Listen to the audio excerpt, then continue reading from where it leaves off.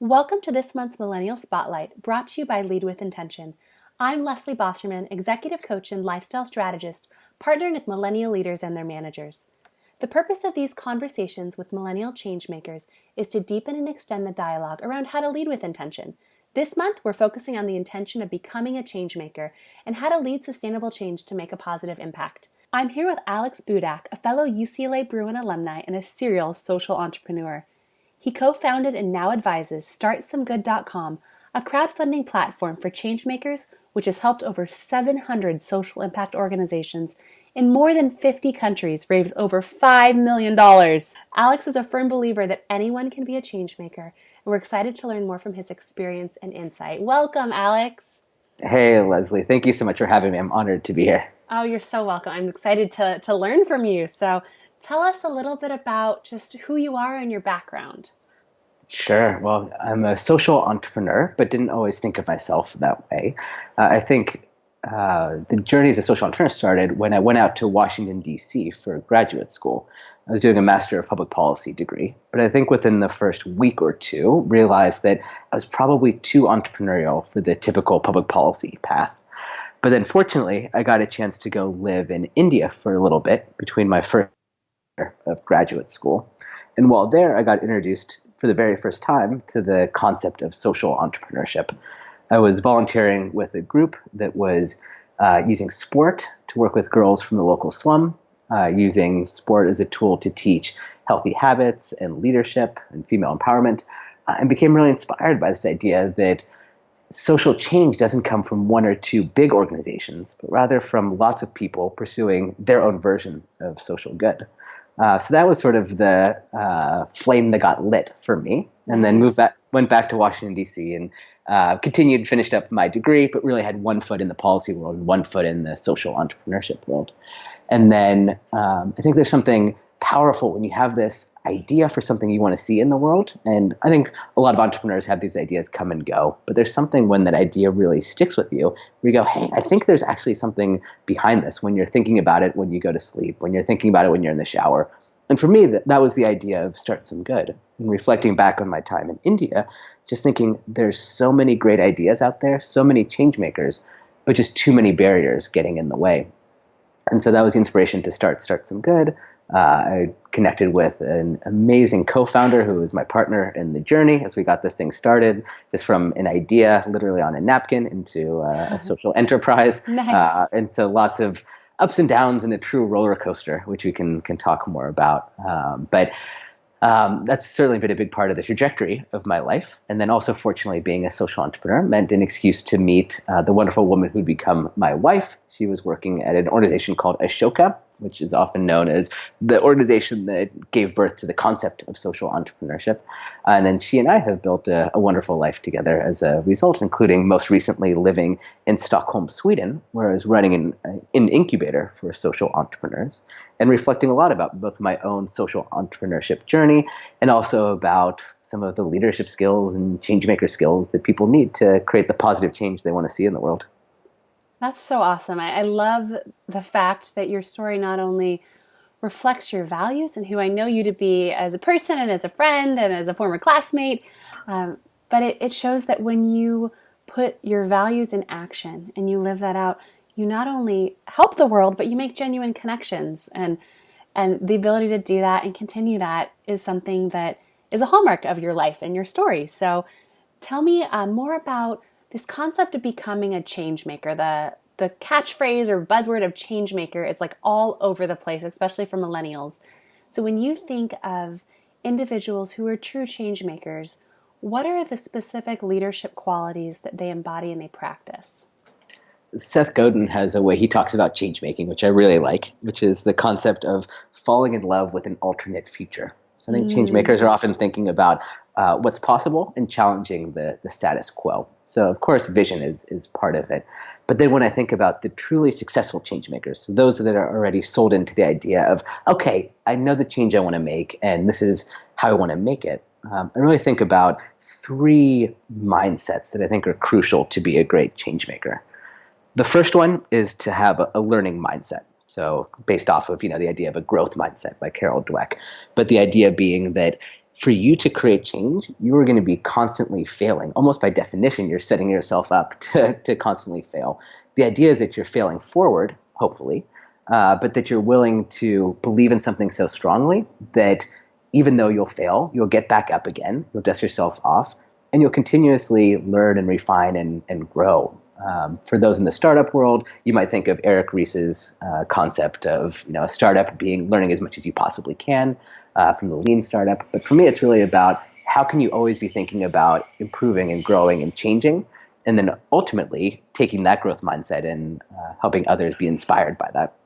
Yeah, absolutely. Yeah, Carol Dweck has so much goodness, and I'm glad to see you and other people apply it in all walks of life, not just in education. So that's a great plug. So you said 3 things. What are the other 2? The other 2 is trust in oneself. So you have to put yourself out there, and it's a bit scary. So it might be that you have this belief, this future that you see, but you have to be willing to say, like, you know what? I don't know exactly how I'm going to make this change happen, but I trust myself that I can, that can be scary. And I think it really requires that trust in yourself. And that's both the trust that you'll figure it out as you go, but also almost this trust that you don't know all the answers right now, but that you'll figure them out eventually. So it takes a bit of that sort of confidence, but it's more of a trust or a belief that you can actually figure it out. But I should say that's, I think, deeply coupled with humility. I think humility is one of the most underappreciated, but such important value in a mindset, which is the idea that when you think about creating change, you can't do it yourself. The truly great change makers recognize that you're working in a complex system and in a network, and it's not just about you, and that you have certain skills that you bring to the table, but others will be much better than you in other things. And so I think a big part of being a good change maker is knowing what you're good at, what you're not good at, and then recognizing the talents that you see in others. True change will come when you're able to affect systems change at the deepest level. And that means that you're not just working in a vacuum, but rather you're surrounding yourself with great people and you're learning how all these pieces fit together. And so I think humility is central to that. That's so encouraging to hear too, because a lot of the stereotypes I'm confronted with from managers and from other generations about millennials are, man, they're just not humble. They don't have that sense of, they have too much confidence or overconfidence in themselves or their skills. And I've met so many humble, teachable, learning-infused millennials. And I think sometimes the zeal and the vision you described gets mistaken for overconfidence. So that's just something I've observed. So to dovetail off those 3 things, tell me a couple more trends that you've noticed in millennial peers around leading change. Like what are they doing, and maybe what are they not doing, or what are they overlooking? Well, I think the first and key trend, which probably anyone listening to your podcast already recognizes, but I think is still worth stating, is that millennials are looking for more out of their life and their work and their job. It's not just about getting a paycheck anymore, but people really want to be purpose-driven. And we want to be change makers in all aspects of our lives. So in the work that we do, in the services and products that we buy, and the people we interact with. And so I really see change making going beyond just the maybe concept 30 years ago of, okay, I'll go work at a nonprofit or I'll work in the foreign service. But now thinking about how change can manifest itself in so many different ways. So dovetailing that, also that I think in the social entrepreneurship world, we often have the tendency to glorify the individual leader, the person that founds an organization or starts something. And while, of course, that's an important aspect of change making, the most important trend that I see is that change making is available to anyone and to everyone. And that means wherever you are, I like the concept of leading from where you are. Similarly, be a change maker from where you are. It doesn't require starting your own organization, jumping out on a limb, being a startup founder. Rather, it's about recognizing what your skills are, so that trust in yourself, the humility to know what you're good at and what you're not, and then recognizing the unique change that you can bring into the world. And so I think an important trend is that the decoupling of changemaker ability from position, and that I think is empowering a whole new generation of people to be changemakers wherever they are in their career and wherever they are in the world. Yeah, and that reminds me of a theme we focused on a few episodes back about curiosity and just being willing to ask questions and not having to know and not having to control. and having that, again, that humility to get curious. And oftentimes when we get curious about what is needed and what our place in that change is, I feel like that's the first step to kind of say, okay, now what? So when you think about what millennials could be doing more of, what comes to mind? Well, this again tracks back to the idea of humility. But for me, there's this great impulse that I think many millennials have, which is the idea of wanting to make a difference, wanting to start something. I think that's an awesome thing. That's the trust in oneself, the growth mindset. But I think so important is that as you set about to create change, you set about the opportunity to positively affect other people's lives, to not just do it in a vacuum and not just assume that you know all the right answers. The point where I sometimes cringe when I see change makers or social entrepreneurs is where they're designing a solution for a target group that maybe they've never met or they don't deeply understand. Yeah. And so I think it's so important to get out there and understand what it is that you're doing, why you're doing it, and to know that the people whom you may be helping actually want that as much as possible, to involve them in the actual solutions. And that takes humility. That takes saying, look, I don't know your situation as well as you do, but I want to work with you. I want to be there with you. This concept of if you want to go fast, go alone. If you want to go far, go together, I think is powerful. And I think changemakers would do well to make sure they're involving more people rather than less, and crucially, the right people. Yeah, it's more about being an anthropologist than a consultant in that sense, like being willing to live it and see it and listen and grow beyond yourself than just be the expert and be the one to tell someone what to do. Yeah, that's right. And I think in all startups, and especially in the social change startups, the idea, that's the easy part. Coming up with an idea, it's the execution. That's the hard part. And execution requires getting people on board. And that's where some of the skills of leadership are so crucial. Yeah, so let's say you have your idea. You had that spark or that vision. If someone came to you and said, okay, I have this change-making idea. It's going to like be a breakthrough. I have the next big thing. But now what? Where would you direct them? To their community. If they don't know who the community is, then to start building that community. For me, with my idea, the key is that thankfully I had a natural inclination to talk to people about it. So often I see people that are scared of talking about their idea and the fear that someone might steal it. But to me, so many good things happen when you start talking with people about the idea, and especially when you can approach it from a place of positive inquiry as opposed to this is what we're doing. And when you do that, you find these amazing synergies that come up, people that want to help you, people that want to support you, people that might not support you directly, but they know someone else who can help. So to start talking about it and start thinking about how others might be able to support you in this project. A very interesting lesson that I learned with Start Some Good is that, well, of course, we're a crowdfunding platform. We help people get the money they need for their ideas.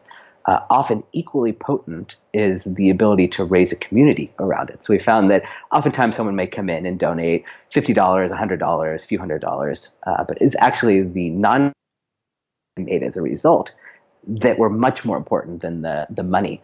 So I think as much as possible, identify who your tribe is and then start connecting with them. So once you have your tribe, once you know, okay, these are the people that I want to serve, these are the people that I want to talk to, what other resources are out there? So for someone who's just really fresh in this and needs like that next step. Well, there's some good courses online. Acumen does a number of good courses around social entrepreneurship, so those can be useful to people. But I think often it's about just starting and doing. So don't try to come up with something that's perfect in a laboratory and then put it out there, but really, like all things in life, it's an iterative approach. You're testing hypotheses, you're putting something out there, you're seeing if it works, seeing if it doesn't work. It's a mistake that I made with Start Some Good. We waited way too long to launch our site, to the point where a competitor came along and stole all of our media attention because they launched about a week before we did. So I think it's so important. So important to just get your idea out there and start getting feedback and start learning what works and what doesn't. Too often we think about launching a product as the end point of all this hard work. It's really just the beginning. So think about what as we say in the lean startup world, the minimum viable product. What's the least you can do to start learning if your idea is actually going to work? And then work from there. So put something out there, and then from the growth mindset approach, just keep learning and growing and changing and adapting. And then if you're willing to put in the work and be resilient enough, some amazing things can happen. Yeah, one of the things that this reminds me of is when I was doing my coach training so many years ago in New York City, we wore name tags with our name on it. And every time we quote unquote failed, which is, I mean, that's such a relative term, we would put a tally mark and we were trying to fail the most because that's how we knew we were risking enough. That's how we knew we were asking enough. We were leaning in enough, and it was such a counterintuitive perspective because it's like, no, you don't want to fail. You want to avoid it at all costs. You want to look good. You want to be polished. Yet so much of what goes into change making and influencing and leading is really that ability to say, I'm not afraid. I'm going to be bold. I'm going to see what happens and I'm going to grow. And I think you've just articulated all of that just so beautifully. I couldn't agree more, and I believe so strongly in failing that it's actually the very first check-in question that I use during each of my team meetings each week. So I always ask, how did you fail forward this week? So not failing as in like I sent a terrible email, but what's the risk that you took that maybe didn't pay off, and what did you learn from it? Yeah. And I think it's so important as a leader to be able to model that. So to be the first one to be vulnerable and share, hey, here's how I messed up. But to create that culture where people feel like they can fail. Google did some really interesting research based off of all of their teams, all their employees. And in order for employees to be really successful at work, they need to feel that they're safe. That's the number one thing that they need. And I think so much of it is giving space and giving the okay as a leader to say, it's okay to fail. In fact, we embrace failure because that means that you're trying things, you're pushing things forward. The most stagnant teams and the exact antithesis of being a change maker is where you just sit on your hands and you're too afraid to fail that you never actually create the positive change that you're capable of. Yeah, absolutely. And I think there's something to be said about the difference between the perception of failure and the perception of just not succeeding. So often we equate, oh, I didn't succeed in X in the way that I wanted it to failure automatically. Sometimes it's just you didn't succeed. You didn't fail, you just maybe didn't have the same outcome. So I also want to encourage our listeners that if you have an awesome idea and you share it with someone and you don't get the response that you were hoping for or anticipating, that doesn't mean you failed. It just means that's their opinion. Keep talking about it. Keep dreaming. Keep pushing. Don't look at that as a reason to take a U-turn on your idea. I can second that and say that when you do get negative feedback, it often says more about that person than it does about you. So going back to this idea of trusting yourself is one of the key changemaker skills. Have that trust in yourself that if you have an idea, you have it for a reason. Be humble and be open to getting feedback and seeing what works and what doesn't. But make sure that you, especially if you do have, going back to talking about core values, if it's something deeply rooted in your core values, well, don't ignore that. There is something to that. Absolutely. So as we wrap up, was there anything else that you wanted to share? Any other advice you wanted to give to our listeners? That if you feel strongly enough about something, start something. Put it out there. Think about even a small little test. But amazing things happen when people have that courage to put themselves out there and to try. I guarantee that in 5 or 10 years, when you look back, you won't be disappointed that you gave it a shot. It might feel scary, it might feel intimidating, but go for it. Surround yourself with people that will be there to support you, and I think you'll surprise yourself with what you're capable of. That's so awesome. So thank you so much, Alex. It's been delightful to hear your perspective and hear your experiences and to get that encouragement from someone who not only has done it, but knows how to coach other people to do it. You can learn more about Alex's background and get some great resources at his website. It's alexbudak.com and get a free copy of your Changemaker toolkit. So it's a great resource if you're looking for your first step or your next step and just want to be connected to a tribe who gets you and who knows you. So as you continue learning how to lead change this month, I just also want you to check out leadwithintention.com, and we have more insight and perspectives from other millennial change makers. And just thank you again for being with us today. This is Leslie Bosserman inviting you to join the wholehearted leadership revolution as you continue leading with intention.